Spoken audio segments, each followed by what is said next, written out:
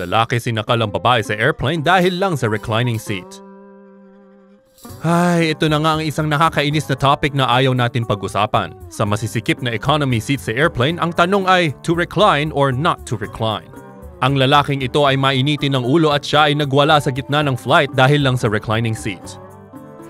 Ang Southwest Airlines flight mula sa LA hanggang San Francisco ay super late na noong linggo.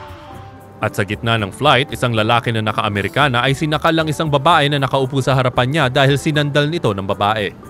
Habang ang babae ay nagsisisigaw sa takot, ang lalaki naman ay deadma at walang emosyon. Very creepy.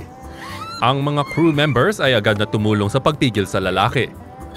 Ang piloto ay nilihis ang eroplano sa LAX para mag-emergency landing. Kinuha ng mga pulis sa LAX ang lalaki para mag-imbestigasyon. Ang mga ibang pasahero ay lumipat sa ibang eroplano papunta sa San Francisco. Kawawa naman ng mga nadamay. Ang mga pasaherong tulad ng lalaking ito ay masarap itali sa upuan.